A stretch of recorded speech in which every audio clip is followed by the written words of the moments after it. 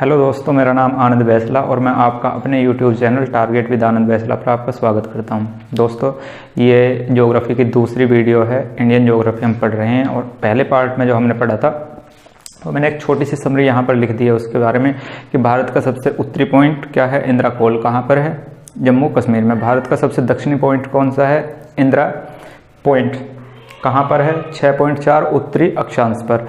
ये कहाँ पर है, 37.6 उत्तरी अक्षांश पर। ये कहाँ पड़ता है, लद्दाख में। ये कहाँ पड़ता है, ग्रेट निकोबार द्वीप समूह में। भारत की जो स्थल सीमा शुरू होती है वो होती है 6.4 उत्तरी अक्षांश से शुरू होती है। अगर भारत की हम इस तरह से हाइट देखने लगे तो ये हाइट होगी भारत की 3214 किलोमीटर। अगर हम यहाँ से देशांतर जो जा रहे हैं अरुणाचल प्रदेश और गुजरात से जो वो जा रहा है, देशांतर जो जा रहा है उसका माप है 68.7 डिग्री पूर्वी देशांतर। कहाँ से होकर जा रहा है, गौरमाता से, गुजरात में, या सरक्रिक, गौरमाता या सरक्रिक। इसी तरह से 97.25 जो पूर्वी देशांतर है वो भारत के कहाँ से होकर जा रहा है, अरुणाचल प्रदेश के वालागू से या किबिथु। तो इस तरह से अगर गौरमाता से और वालागू तक की हम दूरी देखने लगे तो हो जाएगी हमारी 2933 किलोमीटर। नेक्स्ट बात करने लगे इंदिरा पॉइंट का पुराना नाम। तो इंदिरा पॉइंट का पुराना नाम है पिग्मेलियन। और भूमध्य रेखा से, यानी कि जो रेखा पृथ्वी को दो गोलार्धों में बांटती है, उत्तरी गोलार्ध और दक्षिणी गोलार्ध, तो भूमध्य रेखा से भारत की सीमा कितने किलोमीटर दूर शुरू होती है, तो 840 किलोमीटर दूर। यानी कि 0 डिग्री देशांतर से 6.4 डिग्री उत्तरी देशांतर तक की जो दूरी है वो कितनी है, 840 किलोमीटर दूर है। और हमने इसके बारे में पढ़ा था कि सबसे बड़े राज्य, सबसे पहले यहाँ राजस्थान, यहाँ पर मध्य प्रदेश, इसके बाद यहाँ महाराष्ट्र, 4th नंबर पर उत्तर प्रदेश, गुजरात, कर्नाटक, तमिलनाडु। क्षेत्रफल के हिसाब से सबसे छोटे राज्य थे गोवा, सिक्किम और त्रिपुरा। बात आती है पॉपुलेशन के हिसाब से, जनसंख्या के हिसाब से सबसे बड़ा राज्य कौन सा था, तो सबसे बड़ा राज्य है उत्तर प्रदेश, सबसे छोटा राज्य है सिक्किम। ये सारी चीजें हम पहले पार्ट में हम पढ़ चुके हैं। अब चलते हैं नेक्स्ट पार्ट पे। आज की शुरुआत करते हैं कर्क रेखा से। ये मैंने जो रेड कलर में डॉट डॉट डॉट डॉट से जो रेखा बना रखी है ये है कर्क रेखा। अब समझते हैं पहले कर्क रेखा को। कर्क रेखा है क्या, ये मैंने ग्लोब ड्रॉ कर रखा है। लग तो रहा है भटूरा जैसा, लेकिन आप इमेजिन करेंगे कि सिर्फ पृथ्वी है भाई। और इस पे जो ये ब्लू कलर से जो लाइन खींची हुई है ये है भूमध्य रेखा, 0 डिग्री भूमध्य रेखा।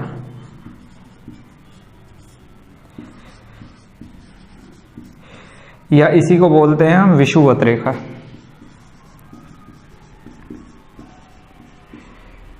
विषुवत रेखा। हमारी पृथ्वी अपने अक्ष पर 23.5 डिग्री एंगल पर झुकी हुई है। उसी को देखते हुए इस भूमध्य रेखा से 23.5 डिग्री ऊपर एक लाइन खींच दी गई। भूमध्य रेखा से 23.5 डिग्री ऊपर उत्तरी गोलार्ध में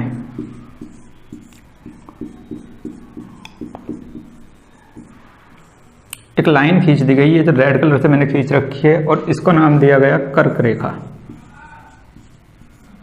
भूमध्य रेखा से कितनी दूरी पर है, कितने अक्षांश दूरी पर है, 23.5 डिग्री अक्षांश दूरी पर। इसी तरह से भूमध्य रेखा से नीचे भी एक 23.5 डिग्री पर एक लाइन खींची गई, काल्पनिक लाइन, और इसका नाम दिया गया 23.5 डिग्री। ये दक्षिण गोलार्ध में है, दक्षिणी गोलार्ध। और इस रेखा का जो नाम दिया गया वो दिया गया मकर रेखा। इस रेखा का नाम दिया गया मकर रेखा। तो ये जो कर्क रेखा है जो उत्तरी गोलार्ध से होकर जा रही है, भारत भी हमारा उत्तरी गोलार्ध में पड़ता है और ये कर्क रेखा भी कहाँ पर है, उत्तरी गोलार्ध में। और ये कर्क रेखा लगभग भारत के बीच से होकर जाती है। तो इससे क्वेश्चन बनता है कि ये कौन कौन से राज्यों से होकर जाती है। तो मैंने पहली वीडियो में आपसे कहा था कि अगर आप ज्योग्राफी पढ़ रहे हो तो भारत का मैप आपके दिमाग के अंदर होना चाहिए कि कहाँ पर कौन सा राज्य स्थित है। अगर आपके दिमाग के अंदर भारत का मैप होगा तो ज्योग्राफी पढ़ने में बहुत ही इंटरेस्ट आएगा और बहुत ही जल्दी आप चीज़ों को कैच कर पाओगे। और भारत के मैप को याद करना इतना मुश्किल काम नहीं है कि बहुत ज़्यादा डिफिकल्ट काम है। आप 2-4 बार भारत के मैप को देखोगे तो आपको पता लग जाएगा कि कौन से स्थान पर कौन सा राज्य है।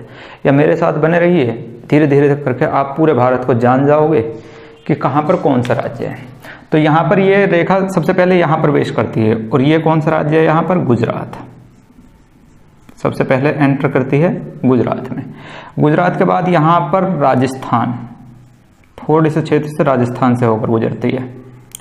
राजस्थान के बाद यहाँ पर आ जाता है आपका मध्य प्रदेश, फिर ये एंटर करती है मध्य प्रदेश में।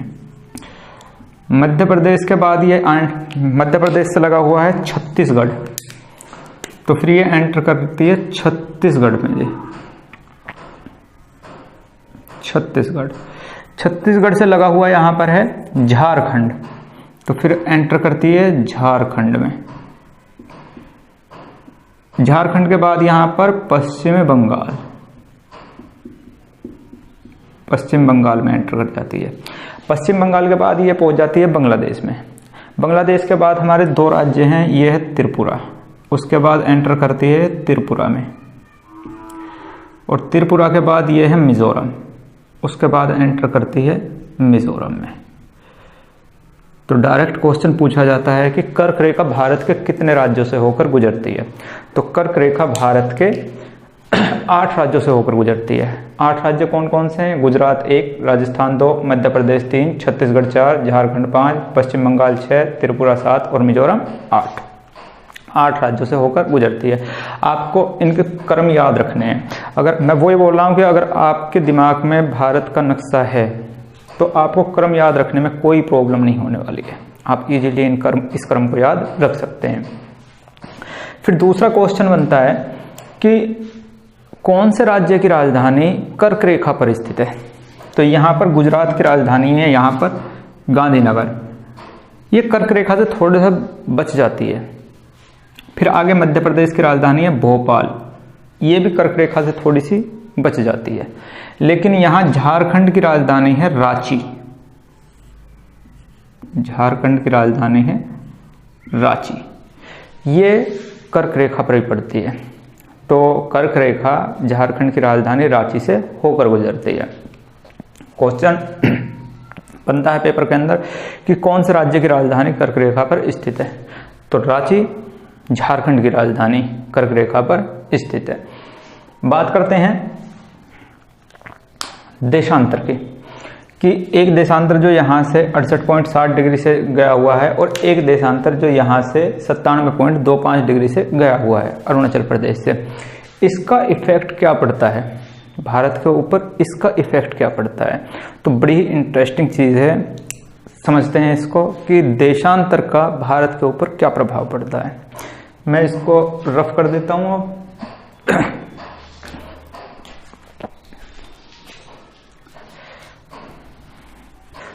ओके दोस्तों, बात करते हैं देशांतर के ऊपर। तो जिस तरह से यहाँ पर मैंने पहली वीडियो में भी आपको बताया था कि जिस तरह से ये लाइन इस तरह से खींची हुई है, इनको बोलते हैं अक्षांश, और ये जो खड़ी हुई लाइन है इनको बोलते हैं देशांतर। और एक लाइन जो बिल्कुल बीचों बीच यहाँ से जा रही है, इसको मान लिया गया 0 डिग्री देशांतर। इस लाइन को मान लिया गया 0 डिग्री देशांतर। और ये जो 0 डिग्री देशांतर है, इसी को ही मानक समय देशांतर बोलते हैं। मानक समय देशांतर, मानक समय देशांतर। और ये जो मानक समय देशांतर है, ये गुजर रहा है इंग्लैंड के पास ग्रीनविच नामक स्थान से गुजर रहा है। अब हमको पता है कि पृथ्वी गोल है और पृथ्वी अपना एक चक्कर पूरा करने में, अपने अक्ष पर एक चक्कर पूरा करने में 24 घंटे लगाती है। 24 घंटे में वो एक चक्कर अपना पूरा कर लेती है। बात की जाए पृथ्वी का एंगल कितना है, तो पृथ्वी गोल है और गोल चीज में सर्किल में जो एंगल हो जाता है वो होता है 360 डिग्री का। तो पृथ्वी 24 घंटे में कितना रोटेट होती है? 360 डिग्री रोटेट होती है। अब ये जो देशांतर हैं, ये भी पृथ्वी के ऊपर हर 1 डिग्री पर खींचे गए हैं। 1 डिग्री पर एक देशांतर, 1 डिग्री पर एक देशांतर। तो इस तरह से 360 डिग्री है तो 360 ही क्या हो गए? देशांतर। तो 360 देशांतर को पार करने में अब पृथ्वी पश्चिम से कहाँ की तरफ घूमती है? पूर्व की तरफ घूमती है। पृथ्वी घूमती है पश्चिम से पूर्व की तरफ। इधर सूर्य निकला हुआ है, मान लेते हैं इधर पूर्व में सूर्य है। तो जब ये इस तरह से घूमेगी तो यहाँ सूर्य पहले निकल जाएगा और यहाँ पर सूर्य क्या होगा? बाद में निकलेगा। यानी कि इस तरफ को अगर चलेंगे तो टाइम प्लस होगा और इस तरफ को चलेंगे तो टाइम क्या हो जाएगा? हमारा माइनस होगा। 0 डिग्री देशांतर से अगर इस तरफ जाएंगे, पूर्व की तरफ चलेंगे तो समय हमारा प्लस होगा, यानी कि बढ़ जाएगा। और अगर इस तरफ चलेंगे तो समय क्या हो जाएगा? माइनस हो जाएगा। रीजन क्या है? यहाँ पर सूरज है और जब पृथ्वी ऐसे रोटेट कर रही है तो पहले सूरज की रोशनी यहाँ पड़ेगी और उसके बाद सूरज की रोशनी यहाँ पड़ेगी। तो यहाँ पहले पड़ जाएगी तो इधर समय क्या हो जाएगा? प्लस। इधर बाद में आएगी तो इधर समय क्या हो जाएगा? माइनस। तो 0 डिग्री देशांतर से पूर्व साइड में चलेंगे तो समय प्लस और पश्चिम साइड में चलेंगे तो समय हो जाएगा माइनस। यानी कि यहाँ सूरज जल्दी निकलेगा और यहाँ सूरज देर से निकलेगा।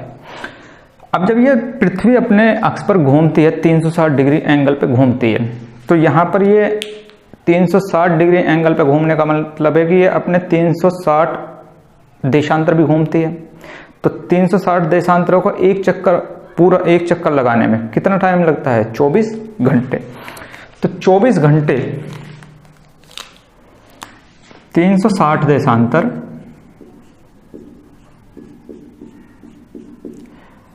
कितनी देर में चक्कर लगाते हैं? 24 घंटे में।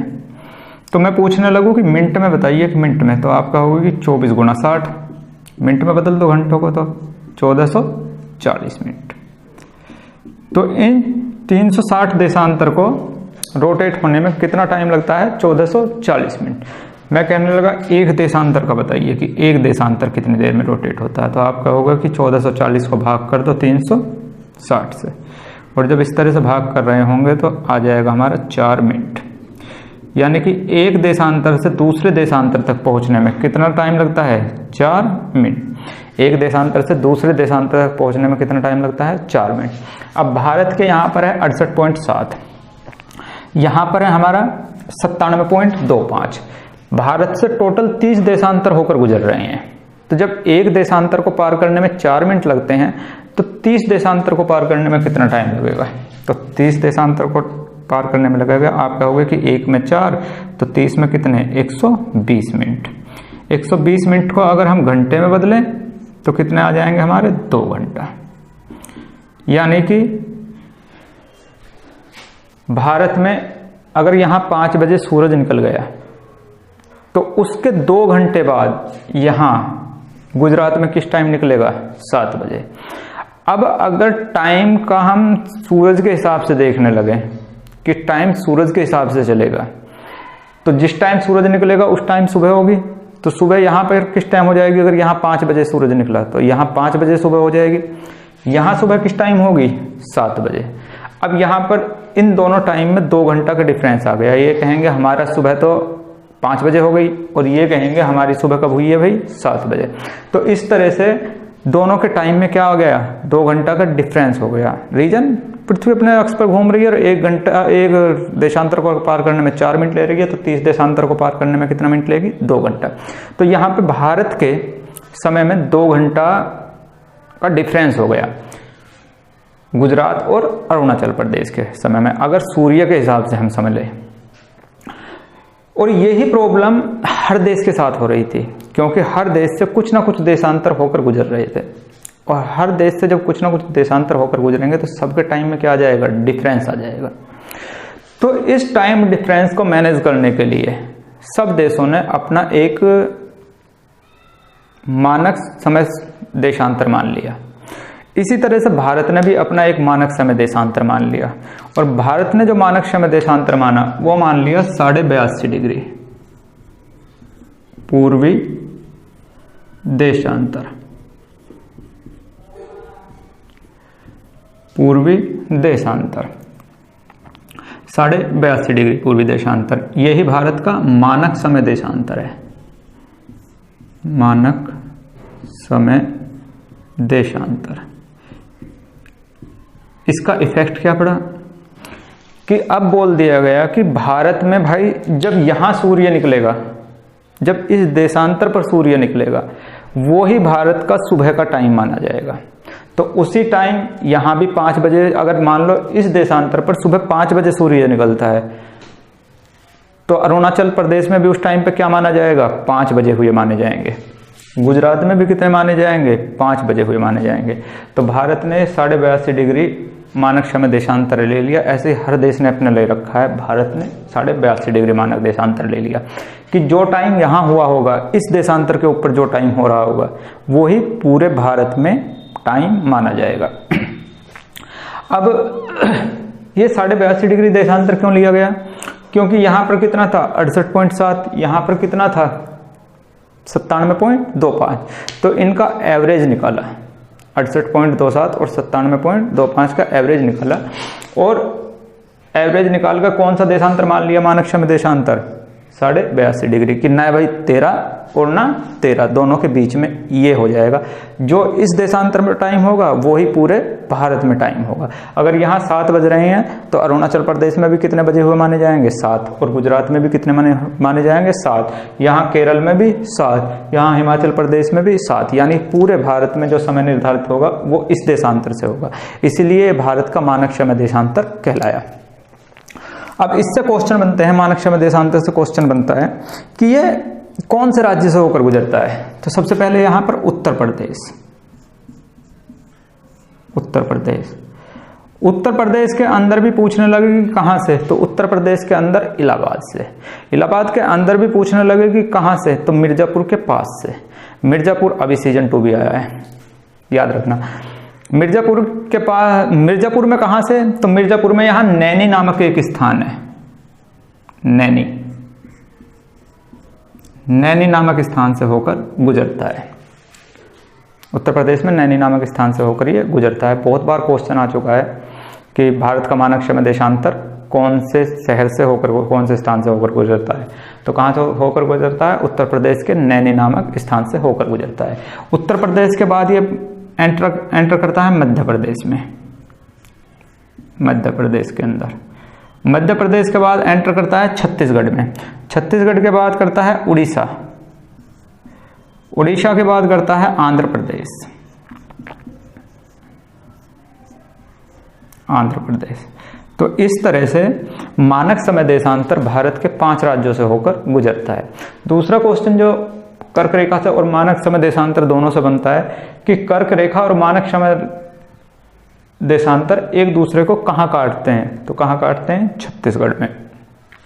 छत्तीसगढ़ में कर्क रेखा और मानक समय देशांतर एक दूसरे को काटते हैं। ये बात हो गई मानक समय देशांतर की। अब एक क्वेश्चन बनता है कि भारत का समय इंग्लैंड के समय से कितना आगे है? तो इंग्लैंड में जो मानक समय देशांतर है वो कितना है? 0 डिग्री देशांतर। भारत में कितना है? 82.5 डिग्री पूर्वी देशांतर। तो कितने देशांतर का फर्क हो गया? तो 0 से लेकर 82.5 तक कितने देशांतर का फर्क हो गया? 82.5 का फर्क हो गया। तो और एक देशांतर को पार करने में कितना टाइम लगता है? तो आप कहोगे कि एक देशांतर को पार करने में लगते हैं भाई 4 मिनट। अगर एक देशांतर को पार करने में 4 मिनट लगे तो 82 देशांतर को पार करने में कितने लग जाएंगे? 4 गुणा 82 यानी कि 4 दूनी 8, 8 चौक 32, 328 मिनट। अब 82 देशांतर को पार करने में 382 मिनट लगे। आधा देशांतर और चल रहा है, वो आधा डिग्री, और एक देशांतर में लगते हैं कितने? 4 मिनट। तो आधे में कितने लग जाएंगे? 2 मिनट। यानी कि 82.5 को टोटल कितने मिनट लगेंगे क्रॉस करने में? 330 मिनट। जब हम 330 मिनट को हम घंटे में बदल रहे होंगे तो 330 को हम भाग कर देंगे 60 से और काट के आ जाएगा हमारा 5 घंटे 30 मिनट। यानी कि इंग्लैंड से हमारा समय कितना आगे है? 5 घंटा 30 मिनट। मतलब कि जब इंग्लैंड में रात के 12 बजे हुए होंगे तो भारत में उस टाइम पर 5:30 बज रहे होंगे सुबह के। तो भारत के समय और इंग्लैंड के समय में कितना डिफरेंस है?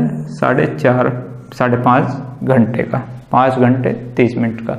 बार बार क्वेश्चन पूछा जाता है, तो उम्मीद करता हूँ समझ में आया होगा कि किस तरह से भारत का टाइम इंग्लैंड के टाइम से 5 घंटे आगे है। भारत के मानक देशांतर की भी बात आपको समझ में आई होगी और कर्क रेखा की भी आपको बात समझ में आई होगी। तो इस वीडियो में सिर्फ आज इतना ही। कल जो चलेंगे, कल भारत की तटीय रेखा के बारे में बात करेंगे, स्थल रेखा के बारे में बात करेंगे। स्थल रेखा पर कौन कौन से देश पड़ते हैं, उन देश के साथ कौन कौन सी हमारी सीमा बनती है, वो सारी चीज़ हम कल तट रेखा के अंदर, और भारत के जो 8 केंद्र शासित प्रदेश हैं, भारत में 8 राज्य हैं और 28 राज्य हैं और 8 केंद्र शासित प्रदेश हैं। तो केंद्र शासित प्रदेशों के बारे में बात करेंगे, स्थल सीमा के बारे में बात करेंगे और तटीय सीमा के बारे में बात करेंगे। तो मिलते हैं दोस्तों कल, तब तक के लिए टेक केयर। और हाँ, अगर वीडियो यार अच्छी लगे और आपको लगेगी हेल्पफुल है हमारे लिए, तो प्लीज़ यार लाइक जरूर कर दिया करो, क्योंकि आपके लाइक से ना मुझे एक मोटिवेशन मिलता है कि मैं आपके लिए फिर बनाऊं अच्छी सी वीडियो। तो मिलते हैं दोस्तों कल, तब तक के लिए नमस्कार।